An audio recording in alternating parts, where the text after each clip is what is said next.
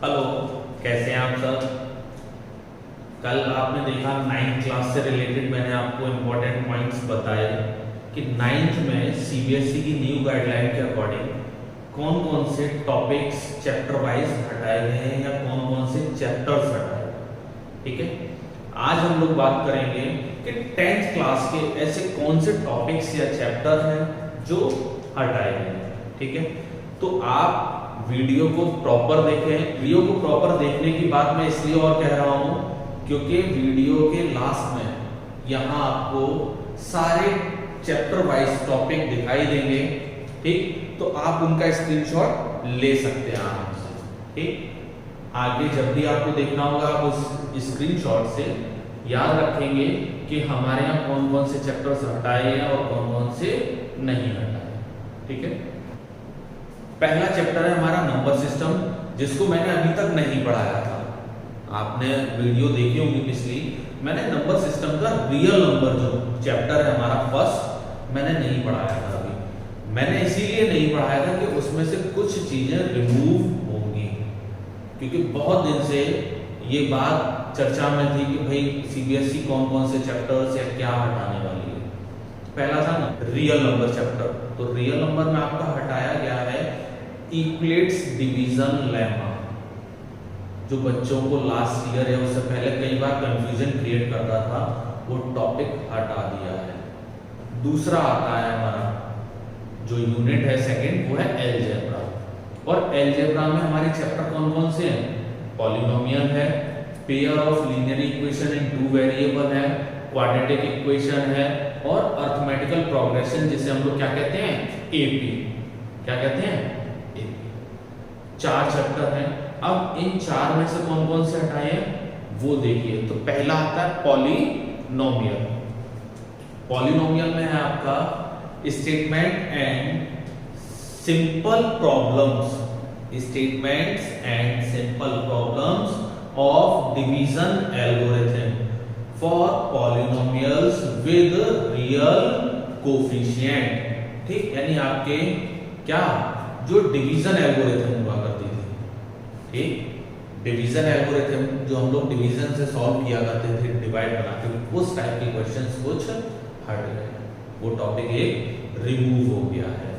दूसरा है pair of linear equation in two variable. इसमें से क्या हटाया गया है? Cross multiplication method. कौन सा मेथड? Cross multiplication method. क्या होता था? x upon b1 c2 minus b2 c1 equal y upon c1 a2 minus a2 c1 equal 1 upon a1 b2 minus b2 a1। ठीक है, तो ये क्रॉस मल्टीप्लिकेशन मेथड हट गया। अब रह कौन कौन से गए आपके? सब्स्टिट्यूशन मेथड और एलिमिनेशन मेथड। ठीक है, क्रॉस मल्टीप्लिकेशन मेथड तो भाई गया। आगे बात आती है कि क्वाड्रेटिक इक्वेशन में से क्या क्या हटा है। तो क्वाड्रेटिक इक्वेशन में से आपका हटा है situational problems based on equation reducible to quadratic equations. चौथा है अर्थमेटिकल प्रोग्रेशन, उससे क्या हटा है? Application in solving daily life problems based on sum to n terms. जो हम लोग डेली लाइफ प्रॉब्लम से related sum to n terms निकालते थे, वो क्वेश्चंस हट गए हैं।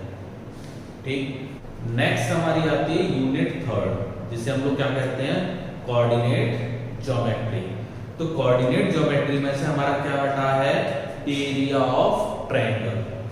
आई थिंक 3rd एक्सरसाइज या 4th है, एरिया ऑफ ट्रायंगल, वो हटा दिया।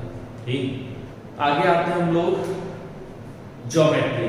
जो यूनिट 4th है हमारी, वो है ज्योमेट्री। ज्योमेट्री में क्या हटाया है? ट्रायंगल्स। क्या हटा दिया गया है? ट्रायंगल। और ट्रायंगल पूरा नहीं हटाया, उसमें टॉपिक हटे हैं। प्रूफ, जो प्रूफ हुआ करते थे, अब उन प्रूफ में भी क्या हटा है वो ध्यान से देखेंगे। The ratio of the area of two similar triangle is equal to the ratio of the square of their corresponding sides. सभी ने पढ़ा होगा एरिया ऑफ ट्रायंगल एबीसी अगर है upon area of triangle PQR, तो थ्योरम हुआ करती थी AB का स्क्वायर और PQ का स्क्वायर चाहे ऐसे या होल स्क्वायर लग जाता था एक बार में, ठीक, यानी करस्पॉन्डिंग साइड्स का स्क्वायर। तो ये वाली थ्योरम रिमूव कर दी गई है। इसी में ज्योमेट्री में ही ट्रायंगल के बाद आता है हमारा नेक्स्ट था सर्कल। क्या था? सर्कल। तो सर्कल में हमारा क्या हटाया है? कुछ भी नहीं। सर्कल आपको प्रॉपर पढ़ना है पूरा, ठीक, सर्कल में कुछ भी नहीं हटाया गया है, पूरा आपको पढ़ना पड़ेगा। सर्कल के बाद आता था हमारा क्या? कंस्ट्रक्शन। क्या आता था? कंस्ट्रक्शन। तो कंस्ट्रक्शन में क्या हटाया है? Construction of a triangle similar to a given triangle. ध्यान देंगे आप लोग, जैसे हम लोग बनाते थे ABC और लाइन कर दी, देन इसको मीट करा के,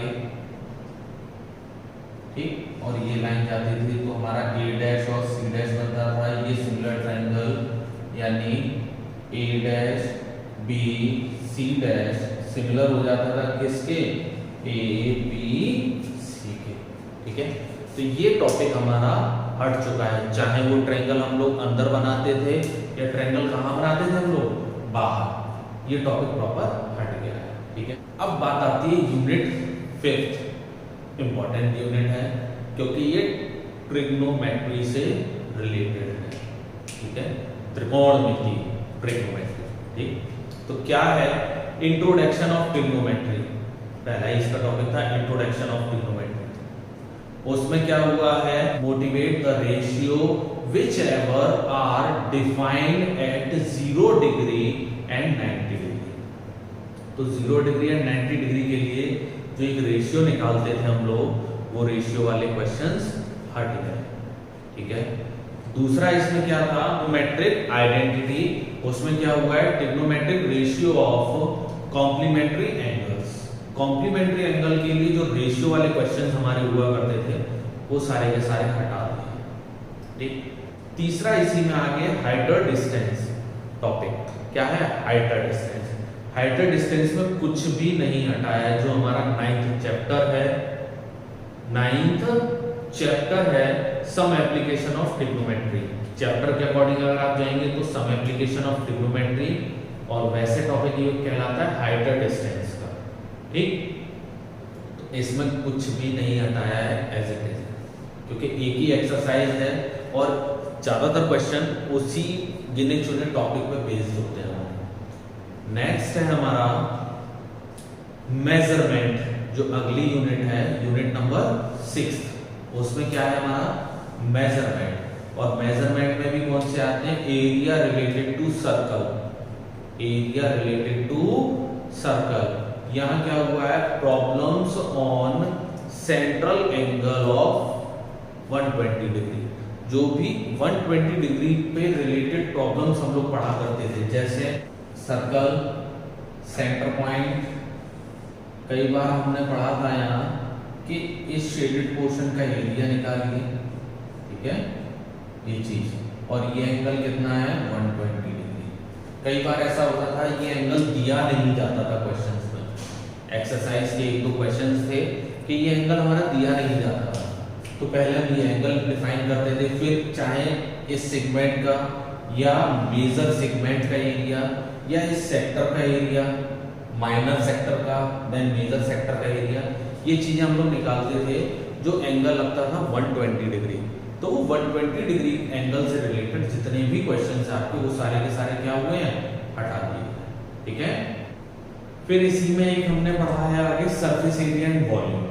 तो सरफेस एरिया एंड वॉल्यूम में लास्ट एक्सरसाइज है फ्रस्टम ऑफ कोन। फ्रस्टम बनता था बाल्टी, लोग फ्लावर पॉट हुआ करते थे या क्या हुआ करती थी गांव में? पहले बाल्टियां हुआ करती थी, ऐसी ही होती थी। अब तो सीधी सीधी बाल्टी आ जाती है और नहा लो उससे। तो पहले ये बाल्टियां हुआ करती थी, इनको कहते हैं हम लोग क्या? फ्रस्टम ऑफ कोन, क्योंकि ये कोन से बनाए जाते हैं। अब कुछ बच्चे कहेंगे कोन से कैसे बनते हैं? तो अगर इसको आगे एक्सटेंड कर दें तो ये क्या हो गई?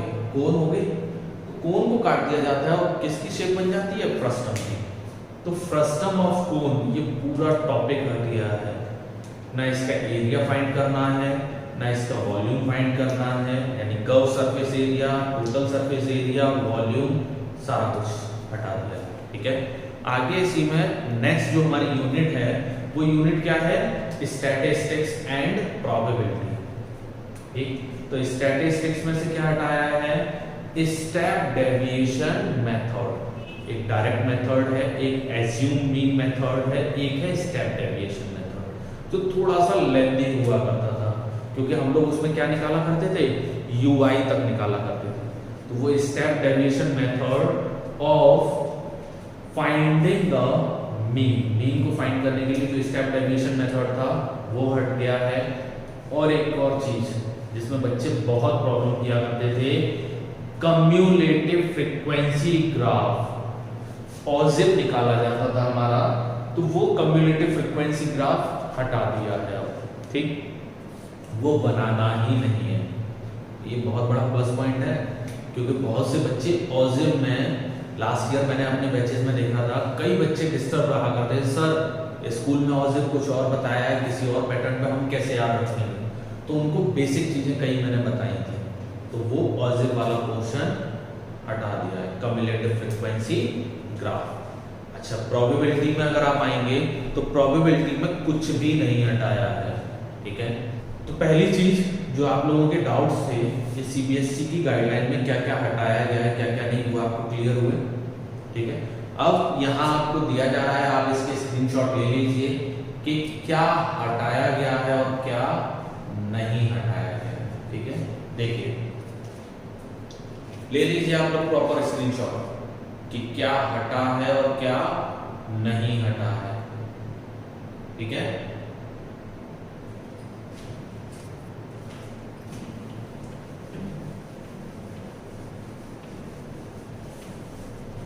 अगर आगे भी आपको कोई प्रॉब्लम है तो आप मुझे कमेंट सेक्शन में या मेरे व्हाट्सएप नंबर पर पूछ सकते हैं और आगे की तैयारी करते रहिए। अब लापरवाही ना दें। मैथ में क्लियर हो गया?